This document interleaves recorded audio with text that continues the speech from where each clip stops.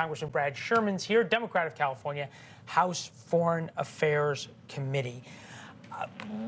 Why do you think America is so unhappy with even the idea, and this is a lot of Democrats who are unhappy with the idea of President Biden running again?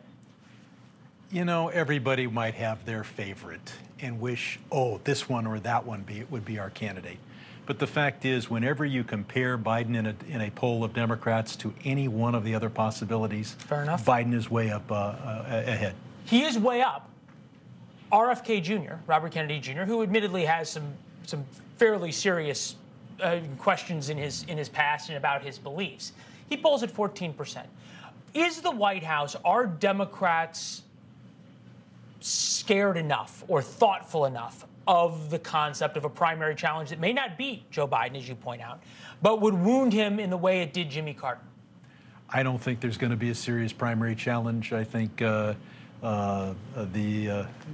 Kennedy Jr. is the name Kennedy. I think that will fade. Certainly as people learn his anti-vax background. I don't think there's a contest here. I think Biden is our candidate. All right. Well, so that gets us now to the general election. Nile Standage headline, 5 questions about the re-election launches from our partners at The Hill. How much enthusiasm can he generate? How hard will he hit the campaign trail? Will any primary challenge attraction at all? You already answered that. How much does it matter who his opponent is? How much will the economy help or hurt him? I want to focus on number 4. How much does it matter who his opponent is?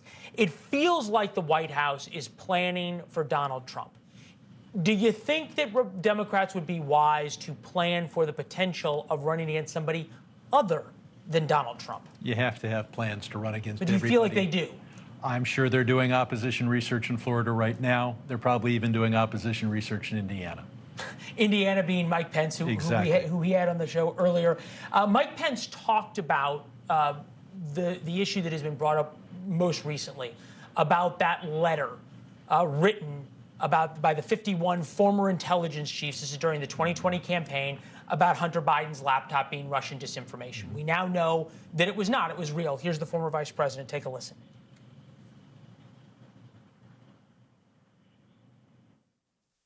While allies in the media were suppressing this story, and while big tech was literally censoring the story, the fact that he stood up and just referred to this letter as though it had been spontaneously generated by people with significant backgrounds in intelligence, it's the kind of thing that the American people have had enough of in politics.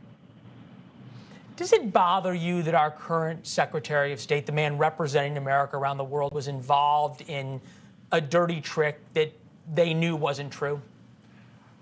I don't know what they knew at the time. I wouldn't call it a dirty trick.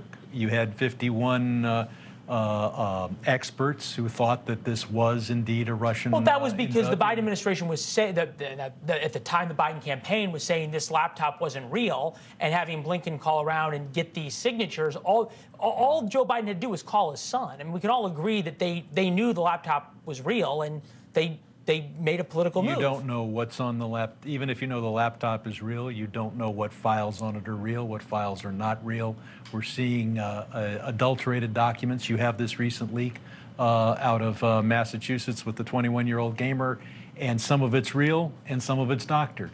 So I don't know what's real and not real. God knows they didn't know. But it doesn't bother you at all that a man who's now the Secretary of State would have been involved? He clearly was. Mike Morrell is not a liar. He testified under oath to this, that he talked to Anthony Blinken about putting this letter together, that Blinken was organizing something that's now come out to be disinformation itself. Well, I think it was obvious to everybody that somebody who was pro-Biden organized that letter, and that Blinken was playing a role in the campaign to reach out to the foreign policy community. It turns out that some of what's on this laptop was true. Maybe all of it's true. We'll have to see.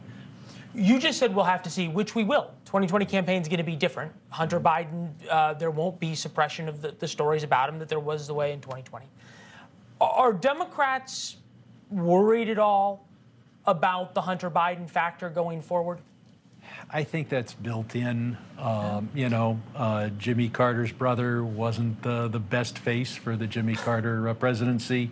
Bill Clinton's brother was not either? No. And That being said, you don't you vote for a president. You don't vote for the president's relatives. Yeah. Thanks for watching. Go to newsnationnow.com to find NewsNation on your television provider. And don't forget to subscribe. Click the red button to get more of NewsNation's fact-driven, unbiased coverage.